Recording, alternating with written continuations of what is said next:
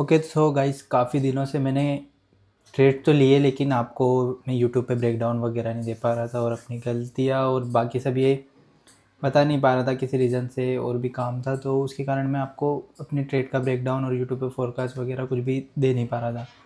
देखिए आज मुझको टाइम मिला है और आज जो मैंने मतलब लास्ट जो आपको दिया था अपडेट अकाउंट का, उस अपडेट के बाद अब जितने भी मैंने ट्रेड लिए थे 4-5, उन 4-5 ट्रेड का मैं फिर से पूरा ब्रेकडाउन लेके आया हूँ, पूरा अपडेट, पूरा सब कुछ बताने वाला हूँ कि क्या गलती हुई, क्या क्या हमको सीखने मिला और क्या मेरी एनालिसिस थी उस पर। तो स्टार्ट करते। ओके, तो सबसे पहला ट्रेड जो मेरा यहाँ पे था बाय का, इस ट्रेड को लेने के पीछे का रीज़न अगर हम देखें तो आप यहाँ से अगर सिंपली डेली टाइम फ्रेम पे आप एक बार अगर फिप लगा लेते यहाँ से, क्योंकि मैंने वो पिछली वाली वीडियो में भी बोला था कि मैं इसको बाय वगैरह यहाँ पे क्यों करूँगा। तो यहाँ पे अगर आप फिब लगा देते हो तो आपको यहाँ पे दिखता है कि फिब पे एक, यहाँ पे देखो ये ईएमए से बढ़िया रिजेक्शन आई। एक कैंडल है जो अच्छी सी क्लोजिंग यहाँ पे आपको देखने को मिली होंगी कि एक हैमर कैंडल क्लोज हुई, जो कि एक अच्छी कैंडल होती है मतलब रिजेक्शन के हिसाब से देखोगे।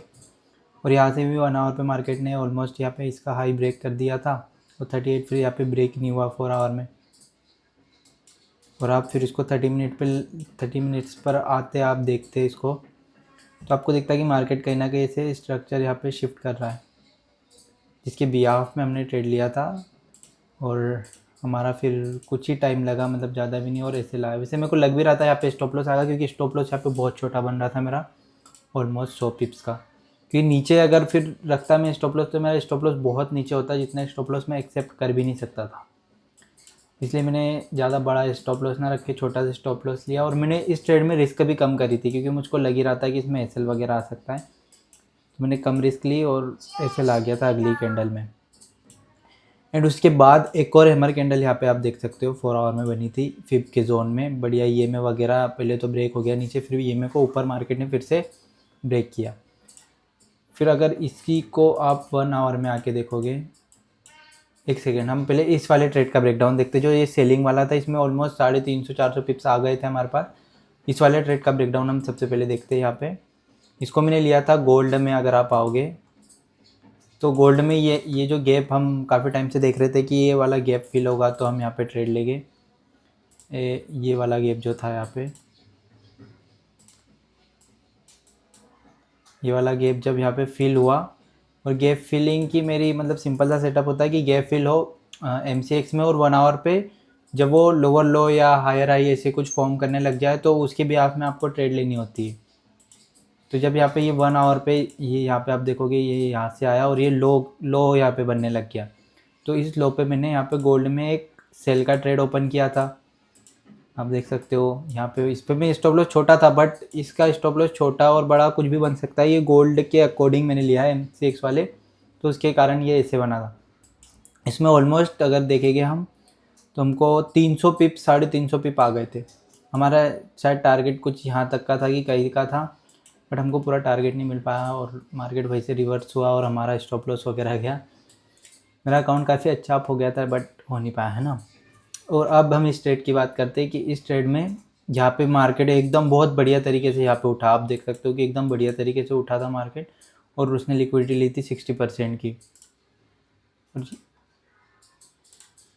जिसमें आपको 50 मिनट्स पे दिख रहा था कि मार्केट एकदम यहाँ पे आया बहुत तेज़ी से प्रेशर से सेलिंग में, लेकिन यहाँ पे मार्केट रुक के कंसोलिडेट किया 50 मिनट वगैरह टाइम फ्रेम में, और यहाँ से बढ़िया बुलिश चल रहा था, जिसके भी आप में मैंने सोचा कि मार्केट अब नेक्स्ट आएगी तो यहाँ पे ये 1 आवर पे एक स्ट्रक्चर बना देगी। मैंने ये सोचा था कि ऐसे आएगी और यहाँ से एक कुछ ऐसे स्ट्रक्चर बना के निकलेगी, बट एक्चुअल में मार्केट आई तो सीधा ही डाउन आ गई थी।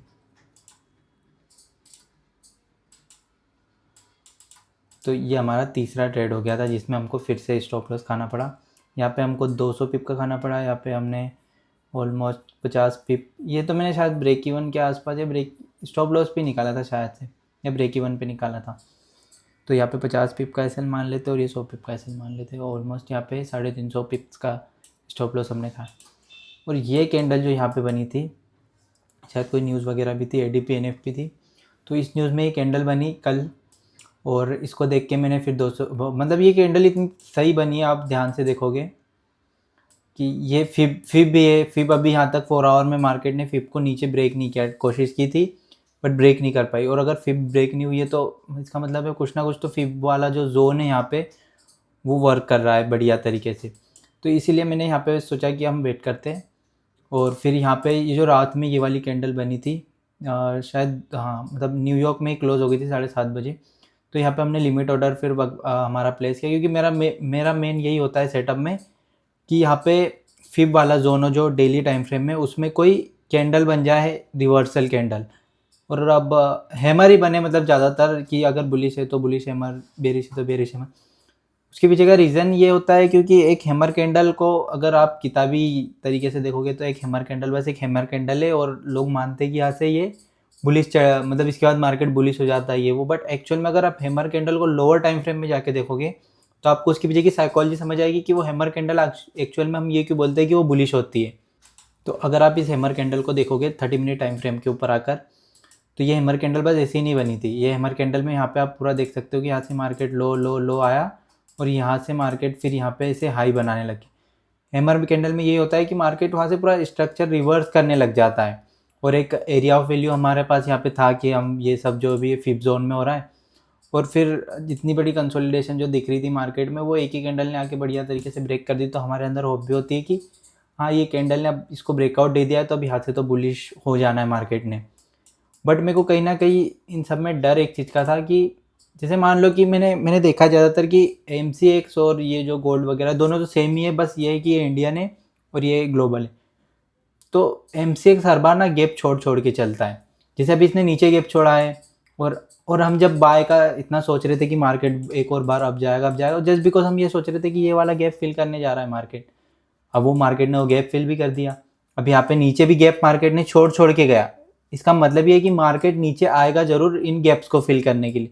तो MCX में मार्केट गैप छोड़ छोड़ के जाता है, और यहाँ पे मैं इतनी बार बाय बाय के ट्रेड ले रहा हूँ तो फिर मेरे माइंड में ये भी आया था कि अगर मैं बाय के ट्रेड ले रहा हूँ तो MCX में तो कोई गैप ही नहीं है ऊपर। अगर मार्केट को बाय जाना है तो MCX में भी कोई गैप होना चाहिए। तो MCX में तो ऐसा कोई गैप ही नहीं कि मार्केट उसको ऊपर ऊपर चले जाए यहाँ से MCX में मार्केट को मतलब जा सकती है बिना गैप के भी, ऐसा नहीं कि गैप के बिना। बट फिर भी एक होता है कि ऊपर गैप हो तो हमारे अंदर एक और एक्स्ट्रा कन्फर्मेशन हो जाएगी, हाँ ऊपर गैप पड़ा है तो हम सोच सकते हैं कि ये हमारा टारगेट होगा ऊपर के लिए। और कहीं ना कहीं मुझे भी नहीं लगता है कि गोल्ड को ऊपर जाना चाहिए, क्योंकि गोल्ड अब यहाँ से ऑल टाइम हाई गया तो फिर ऑल टाइम से हाई का ट्रेड करना फिर मतलब मुश्किल हो जाता है मेरे लिए। तो ऑल टाइम हाई पे ट्रेड करना, क्योंकि टारगेट वगैरह ये वो सब डिसाइड करना बहुत मुश्किल होता है। तो उसी ब्याफ में हमने ट्रेड लिया, और ये ट्रेड मतलब यहाँ देखो यहाँ पे बस 10 पिप का कुछ था जोन। तो मार्केट यहाँ पे बस हमारा ऐसे खाने वाली थी उसी टाइम, बट मार्केट वहाँ से उठी। फिर मैंने मॉर्निंग में उठ के देखा चार्ट को तो वहाँ से फिर मार्केट यहाँ तक आई और फिर वहाँ से उठ गई। मैंने बोला स्टॉप लॉस बचा। फिर यहाँ पे आप देखोगे तो ये वाली कैंडल भी अब ऊपर हाई क्लोज हुई। अब यहाँ पे आप देखोगे तो यहाँ हाई हाई हाई बन रहा है, दैट मीन्स कि मार्केट अब बुलिश हो जाएगा। बट उसके बाद अगली कैंडल आप देखते तो ये देखो सीधा मार्केट ने सेल ठोक दिया, और सारे कुछ रिवर्सल मतलब हमारा जो भी फिप का जोन होता है वो डेली फिप को पूरा का पूरा ब्रेक कर दिया। और मैंने गोल्ड में जितना बैक टेस्ट करके देखा है कि गोल्ड में अगर डेली का फिप का जोन ब्रेक होता है तो मार्केट फिर वहाँ से रिवर्स कर जाती है, मतलब मार्केट फिर वापस आने के चांसेस मतलब कम होते हैं, बट ज़्यादातर यही देखा है कि वो रिवर्स कर जाती है यहाँ से। तो इसलिए फिर मैं फिप को जो है वो ऊपर से लगाता हूँ।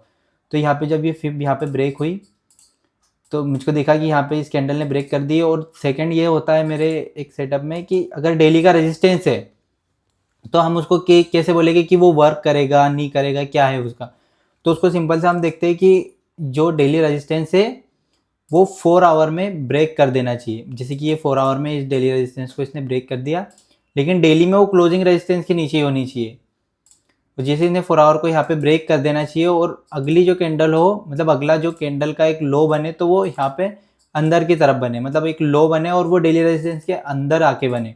जैसे कि आप यहाँ पे देखोगे ये डेली रेजिस्टेंस के अंदर आके बना, और फिर ये जो लो बना ये यहाँ से ये इतनी बड़ी कैंडल। अब इतनी बड़ी कैंडल पे तो मैं ट्रेड नहीं कर सकता था, तो फिर मेरे लिए एक और है कि यहाँ पे ये था कि हाँ अब मैं फिब लगा सकता हूँ ऊपर साइड से।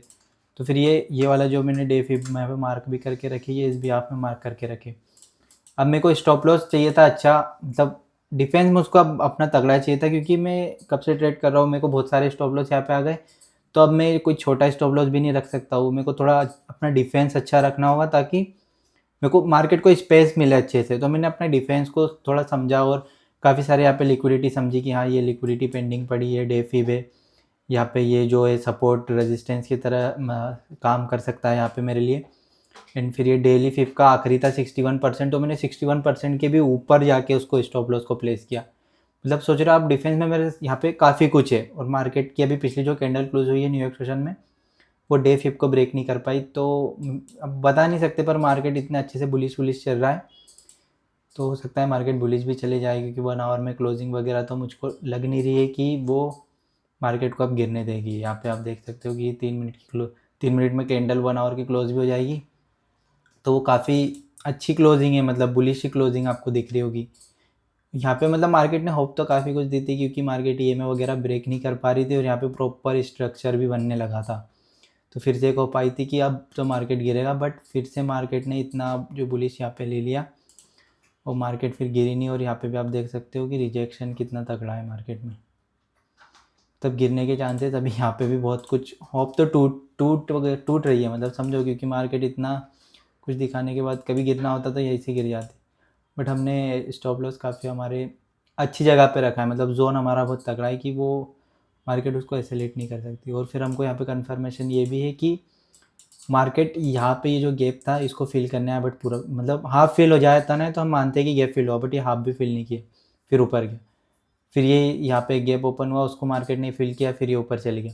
फिर ये नीचे आ रहा है यहाँ से, फिर ये नीचे आ रहा है, बट यहाँ पे इसने ये हाई बना दिया। तो अभी भी मार्केट ने ये गैप को फिल नहीं किया, तो मेरे अंदर ये भी था कि अब ये इतना बड़ा स्ट्रक्चर जो लेके आया, इतनी बड़ी सेलिंग जो लेके आ रहा है, ये कहीं ना कहीं मार्केट को गैप फिल करवा देगी। बट ये यहीं पे रुक गई। अब यहाँ पे आप देख सकते हो, पर मेरे अंदर अभी भी होप है कि मार्केट इसको फिल करवा सकती है। और हो क्या सकता है, एक यहाँ पे आप अगर समझो तो, या तो मार्केट फिर यहाँ पे जैसे कि ये जो होता है हमारा एमसीएक्स 12 बजे क्लोज हो जाता है, या तो मार्केट यहाँ से थोड़ा सा आप ये कह सकते हो कि अब जाए, थोड़ा बहुत यहाँ पे अब जाएगी, और अब जाके ये यहाँ पे कहीं पे क्लोज हो जाएगी। और जो हमारा गोल्ड है उसमें लेट नाइट जो भी है मूवमेंट आ जाए सेलिंग का, समझना कि लेट नाइट मार्केट में मूवमेंट आ जाए सेलिंग का। और अगर लेट नाइट मार्केट में सेलिंग का मूवमेंट आएगा तो इसमें सीधा का सीधा एक गैप ओपन होता है। कभी आप देखना कि मतलब मार्केट का जो हमारा जो गोल्ड का होता है XUSD का, उसमें जो लेट नाइट मूवमेंट आता है 12 बजे के बाद और सुबह के 9 बजे के पहले पहले, तो उस मूवमेंट के हिसाब से ही मार्केट में यहाँ पे गैप अप और गैप डाउन ओपन होते हैं। तो अगर मार्केट फिर रात में गिरती है, अभी मार्केट वहीं पे कंसोलिडेट करके अगर रात में गिरती है, तो यहाँ पे सीधा एक गैप ओपन हो जाएगा, गैप डाउन मार्केट यहाँ पे खुल जाएगी।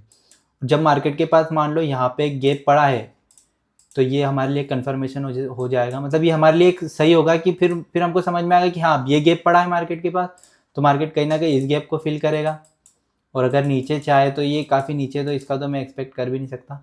और ये गैप को फिल करने के बाद फिर मार्केट ऐसे यहाँ पे कोई गैप वगैरह छोड़े उसकी इच्छा, और उसके बाद फिर वो इस गैप को फिल करेगा। तो मतलब ऐसे कुछ अभी एनालिसिस चल रही है हमारी अगले, मतलब आने वाले टाइम के हिसाब से, आने वाले टाइम के लिए हम ऐसा कुछ सोच रहे हैं। होता क्या है वो तो हमको बस देखना है अभी, कि अभी तो जैसे लास्ट मंथ है तो मार्केट थोड़ा सा मतलब फंसा रहा है, समझो लास्ट मंथ है तो मार्केट कहीं ना कहीं हमको फंसा रहा है। और ये दूसरे हमने स्ट्रक्चर वगैरह भी, तो दूसरे टाइम फ्रेम वगैरह को भी देख रहे थे हम, क्योंकि जिससे हम सही स्टॉप लॉस वगैरह प्लेस कर सके। तो यहाँ पे आप देख सकते हो कि ये जो है forex.com का चार्ट है, ये काफ़ी बढ़िया दिख रहा था मुझको, सेलिंग के हिसाब से लग रहा था। बट यहाँ पे कहीं ना कहीं सब सेलिंग के भी स्ट्रक्चर प्रॉपर वो ब्रेक वगैरह नहीं कर पा रहा है, नीचे सपोर्ट वगैरह इसमें बढ़िया पड़ा हुआ है। और यहाँ पे हम जो है सिटी इंडेक्स का मैं ज़्यादा देखता नहीं हूँ, पर मैं ट्रेंड लाइन बस ऐसे ही देखता हूँ एक कन्फर्मेशन के लिए, ऐसा नहीं कि इसके बिहाफ में ट्रेड लेंगे, बस ये एक होता है कि आपको कन्फर्मेशन मिल जाती है कि हाँ भाई ट्रेंड लाइन भी हमारे साथ है। तो बस इसमें सिटी इंडेक्स में मैं ट्रेंड लाइन को बढ़िया तरीके से लगा के रखता हूँ, और देखता हूँ कि कोई ट्रेंड लाइन ब्रेक हो रही है डेली वीकली वगैरह की, तो वो देख के हमको थोड़ी बहुत कन्फर्मेशन वगैरह भी मिल जाती है, तो वो सही रहता है, मतलब कन्फर्मेशन वगैरह मिलना। एंड इन सब के बीच में मतलब मेरा जो इतना सारा ये लॉसेस हुआ है, आपको दिख रहा होगा 4 से 5 ट्रेड लगातार लॉसेस गए। इसमें बस एक चीज़ यहाँ पे अभी मैंने सही करी, मतलब मैंने अपने अंदर मतलब सुधार लाया बोलोगे, कि मैं अपने साइकोलॉजी को बिगड़ने नहीं दे रहा हूँ। जैसे मैं कभी कभी हो रहा था कि मैं रिस्क को बढ़ा दे रहा था, कभी कभी डर के कारण मैं रिस्क को कम कर दे रहा था। बट अब मैं वो सब नहीं कर रहा हूँ, मैंने फिक्स लॉट साइज़ रख लिया, और वो फिक्स लॉट साइज़ के बिहाफ में ही मैं अपने ट्रेड को प्लेस कर रहा हूँ। तो मतलब ये मेरे लिए बढ़िया हो गया है कि अब मैं साइकोलॉजी पे ज़्यादा वो नहीं हो पा रहा हूँ, तो मैं बस शांति से अब जैसे ट्रेड सेटअप दिख रहा है, ट्रेड सेटअप पे जो भी मेरा लिमिट है कि इतने परसेंट से ज़्यादा हमको रिस्क नहीं लेना है, उस रिस्क के अकॉर्डिंग ट्रेड पंच कर दे रहा हूँ एंड दैट्स इट। फिर जो भी हो रहा है आउटकम में हम उसको एक्सेप्ट कर रहे हो सकता है कि लास्ट मंथ है तो मार्केट थोड़ा फंसा है, बट एट द एंड तो हमको सही जगह लेके ही जाएगा। अभी थोड़ी बहुत चल रही है तो इतना कोई है नहीं, बट हमको सीखने को बहुत कुछ मिल रहा है। सबसे बड़ी बात तो वो यहाँ पे मेरे को देखने को मिल रही है। एंड अभी के हिसाब से मार्केट को बोले तो अभी भी मार्केट बहुत कुछ कर रहा है। अब इस वाले ट्रेड में देखते पता नहीं क्या होगा, बट जो भी होगा ठीक है, एक्सेप्ट करेंगे। कुछ ना कुछ गलतियाँ भी पता चलेगी, बहुत कुछ है इसमें भी सीखने लायक, बहुत कुछ मिलेगा, बट वो हम कल देखेंगे। और इसको मैंने टारगेट, अगर आपको ये बड़ा लग रहा होगा तो ये बड़ा नहीं है, जस्ट बिकॉज ऑफ अगर आप डेली टाइम फ्रेम में आ जाओ तो यहाँ पे बीच में भी है कि यहाँ पे ये जो है ये एक छोटे छोटे से सपोर्ट से ये जो मार्केट को रोक सकते हैं, बट मेजर जो सपोर्ट है ना वो इसको भी नहीं मानूँ मैं, बट मेजर जो सपोर्ट है वो यही है, क्योंकि यहीं पे मेजर सपोर्ट इसलिए क्योंकि यहीं से मार्केट ऊपर जा रहा था बार बार, इसी जोन को मार्केट ने ब्रेक नहीं किया काफ़ी काफ़ी दिनों तक। अब एक हफ्ता ऑलमोस्ट यहाँ पे मार्केट इसको ब्रेक नहीं कर पाया, तो ये एक मेजर है, बट हम यहीं पे क्लोज करेंगे। और अगर आप यहाँ से गोल्ड को देखो, अगर गोल्ड को और ये हमारा मतलब XUSD और MCX वाला जो गोल्ड है, इसको अगर आपको देखना है कि मतलब इसमें इतना पिप गिर रहा है तो वो इसका कितना होगा, तो उसको आप सिर्फ परसेंटेज से नापना है। यहाँ पे कोई पॉइंट वगैरह देखने की ज़रूरत नहीं है। जैसे मेरा ये मैं मान रहा हूँ कि ये वाला गैप कुछ फिल हो जाएगा, तो ऑलमोस्ट अगर आप हम देखें तो 4.5% का हम मान के चलते कि 4.5% अगर मार्केट को गैप फिल करना है तो 4.5% मार्केट को गिरना होगा। और यहीं पे अगर हम इसमें भी हम 4.5% को अब हम यहाँ से देखते हैं कि 4.5% कहाँ हो रहा है, तो ये ऑलमोस्ट यहाँ पे 3%, और आपका ये 4% यहाँ पे आ गया, और ये ऑलमोस्ट आपका 4.5%। अगर आप इसको डेली में भी देखोगे तो ऑलमोस्ट आपके सपोर्ट के आसपास ही, मतलब ये दोनों मतलब बहुत कुछ होता है। आप अगर आप देखोगे गोल्ड को, इनको आप अलग अलग चीज़ों को देख के एनालिसिस करोगे तो आपको बहुत कुछ समझ में आएगा कि हाँ यहाँ पे अगर फॉल आएगा तो वो यहाँ पे एक सपोर्ट भी बन रहा है। मतलब सब कुछ यहाँ पे टेक्निकल एनालिसिस वो है जो सब कुछ है, मतलब टेक्निकल एनालिसिस अगर आप एक बार देखोगे, बट ये है कि वो एक्सपीरियंस के साथ आएगी चीज़ें। ऐसा भी नहीं कि आपको एकदम से सब कुछ पता चले जाएगा। बैक टेस्ट भी कर लोगे तो भी आपको सब कुछ नहीं पता चलेगा आपको, बट आपको बैक टेस्ट करने पे काफ़ी अच्छे से कॉन्फिडेंट वगैरह आ जाएगा। काफ़ी सारी चीज़ें आपको देखने को मिलेगी। बट जब आप लाइव मार्केट में ट्रेड करोगे तो आपको और मतलब बहुत से एक से एक चीज़ आपको अलग अलग देखने को मिलेगी। जब आप डिफरेंट जैसे मैं डिफरेंट चार्ट को लगा के देखता हूँ यहाँ पे, तो यहाँ पे बहुत कुछ मेरे को समझ में आता है कि हाँ यहाँ पे ये हो रहा था। तो इससे हम आने वाले टाइम के लिए, आने वाले अगला हमको वैसे कोई सेटअप दिखेगा तो हम इन सब चीज़ों का यूज़ करके देख सकते हैं कि ये सेटअप सेम टू सेम ऐसे ही हमारे पिछले टाइम बना था, बट लॉस हुआ था, प्रॉफिट हुआ था, क्या हुआ था, हम वहाँ पे वो देख सकते हैं। और एक पेयर जो मैं ट्रेड करता हूँ, मतलब करता हूँ बस, इसमें आज तक एक ही ट्रेड ली, बट बैक टेस्ट काफ़ी किया क्योंकि एक ही ट्रेड बनी थी। जब से मार्केट बस ऑल टाइम हाई गया है तो मैंने कोई ट्रेड नहीं ली, और इसका मैं बार बार यही बोल रहा हूँ कि वेट करो कि ये सपोर्ट को ब्रेक करे और यहाँ पे लो बने। मैंने पिछली वीडियोस में भी बोला था, तो यहाँ पे ये लो वगैरह बने तो हम यहाँ पे कोई रिट्रेसमेंट वगैरह पकड़ के इसमें बैठेंगे, क्योंकि इसमें ये गैप पेंडिंग पड़ा है, ये मार्केट गैप को फिल करने आएगा, बट कब आएगा उसके लिए हमको अच्छा खासा वेट करना होगा। अभी हम यहाँ पे कुछ भी नहीं बता सकते। और जो सबसे सबसे बुरा मेरे साथ हुआ था कि मैंने आपको यहाँ पे कहीं पे एक ट्रेड ली थी। हाँ, हमने ये वाली ट्रेड में जब हम एंटर हुए थे ना, याद होगा अगर आपको, यहाँ पे हम एक ट्रेड लिए थे जिसमें हमको ऑलमोस्ट 900 पिप पे मैंने क्लोज़ किया था। मैंने टेलीग्राम वगैरह पे बताया था मैं कहाँ क्लोज़ किया, 900 वगैरह पिप पे। यहाँ पे जब लो बनता हुआ दिख रहा था तो मैंने क्लोज़ कर दी थी दोनों की पोजीशन। अब इसमें दिक्कत एक ये हुई मेरे को कि ये ट्रेड से मेरा फंडेड अकाउंट रिकवर हो गया था ऑलमोस्ट पूरा का पूरा, मतलब 1-2% या पता नहीं कितना परसेंट अप हो गया था। बट ये जो ट्रेड में यहाँ पे शायद वो कुछ आया था बीच में कि मार्केट में बस बंद हो गई थी ना मार्केट पूरी तरीके से यहाँ कहीं पे। तो यहाँ पे जब मार्केट बंद हुई थी वो CME वगैरह का कुछ चल रहा था, बट ऐसा कुछ होता नहीं है, वो तो बस होता है। तो इसमें मेरे को क्या हुआ कि मेरा SL तो यहाँ पे था, लेकिन जो वो लोग थे मेरे ब्रोकर वाले, जिन ब्रोकर में मैंने फंड वगैरह था, वो ब्रोकर ने मेरा सीधा का सीधा स्टॉप लॉस हिट करा। उसमें एक ही कैंडल सीधे के सीधे से 500 पिप की बन गई थी। ऐसे कैसे मार्केट यहाँ पे था, उसमें सीधा 30 पे आ गया था मार्केट, ऊपर से सीधा 30 पे मार्केट में। बोला कि 500 पिप मार्केट को गिरा दिया तुमने। और दूसरे किसी भी चार्ट में देखा तो मार्केट इतना गिरा ही नहीं था। और बस यही ट्रेड में फिर यहाँ से फंडेड अकाउंट तो हो गया, लेकिन लाइव अकाउंट रिकवर ही नहीं हो पाया। और जब लाइव अकाउंट रिकवर नहीं हुआ, इतने सारे लॉसेस लाइव अकाउंट में और हुए, मतलब इसमें भी स्टॉप लॉस आया, फिर यहाँ पे भी। तो सोचो लगातार ऐसे 6 स्टॉप लॉसेस देखने को मिले लाइव अकाउंट में, तो लाइव अकाउंट कहाँ से सस्टेन कर पाएगा, ऐसा आप खुद ही समझो। जिसके कारण लाइव अकाउंट पूरा मतलब जा चुका है, ऑलमोस्ट समझो डेड हो चुका है। बट फिर भी उसको रिकवर करूँगा। ये वाला ट्रेड ले लिया है उस वाले फंडेड अकाउंट में, अब देखते हैं इस वाले ट्रेड से क्या होता है। एंड हाँ, वो ब्रोकर मैं छोड़ने वाला हूँ जस्ट बिकॉज ऑफ मुझको पसंद नहीं आया वो ब्रोकर ने, बस कर दिया यार, बहुत बहुत गलत कर दिया वो। तो वो ब्रोकर तो मैं छोड़ दूंगा और कोई दूसरा ब्रोकर अब चूज़ करूँगा बढ़िया सा। एंड यहाँ पे तो बस इतना ही था कि इतनी सारी चीज़ें लर्निंग का मैं क्या ही बोलूँ, क्योंकि हम ट्रेड तो सही, बस यहाँ पे यही था कि काफ़ी छोटा था, तो ये रिस्क मैंने यहाँ पे फिर कम ही लिया था। मेरे को जब लग रहा है कि यहाँ पे ये बहुत छोटा है तो रिस्क कम लो, मैंने कम रिस्क लिया। और यहाँ पे ये वाली ट्रेड थी, इसमें $300 की 300 पिप्स के आसपास चल रहे थे। ये वाली 300 पिप वाली जो ट्रेड थी, ये वाली ट्रेड में मेरा अकाउंट ऑलमोस्ट हो गया था, मतलब अच्छा खासा हो गया था। जैसे बॉबी भैया ने मेरे को बोला था कि इतने इतने पे क्लोज़ कर देना, तो यहाँ पे मैं क्लोज़ नहीं कर पाया, मैं जस्ट बिकॉज़ कि मैं कोई और काम कर रहा था अपना एडिटिंग का। तो उसमें मैं ये देख नहीं पाया, और बाद में मैंने देखा मार्केट ऊपर आ गया, ब्रेक इवन वगैरह आ गया, तो फिर मैं वहाँ पे निकल गया था। $4-5 का लॉस हुआ था। इसमें भी हमने ज़्यादा रिस्क नहीं लिया था, क्योंकि हमको पता है कि ज़्यादा रिस्क लेने लायक है नहीं। और अभी हम यहाँ पे इसको देखें तो 1 आवर में क्लोजिंग इसने वैसे 38 को ब्रेक तो कर दिया है, 38 फिब रिट्रेसमेंट को, और यहाँ पे EMA वगैरह भी ब्रेक कर दिए ने 1 आवर में। 30 मिनट में भी ये कुछ यहाँ पे इसको अगर आप देखोगे कि ये एज रेजिस्टेंस था, तो एज सपोर्ट यहाँ पे वर्क करने लग गया है अभी। इन 50 मिनट में भी यहाँ पे इनने EMA वगैरह ब्रेक नहीं किए, तो हो सकता है कि अभी यहाँ से ऊपर चले जाए। बट कुछ भी हो सकता है, हम कुछ बोल नहीं सकते कि क्या होगा यहाँ पे, बट जो भी है हम एक्सेप्ट कर लेंगे अभी भी। तब ये है, दिसंबर में हमको अच्छी खासी लर्निंग देखने को मिलेगी। अब अच्छी खासी हम लर्निंग लेंगे दिसंबर के अंदर, और जो भी होगा हम जनवरी से फिर री एंटर करेंगे।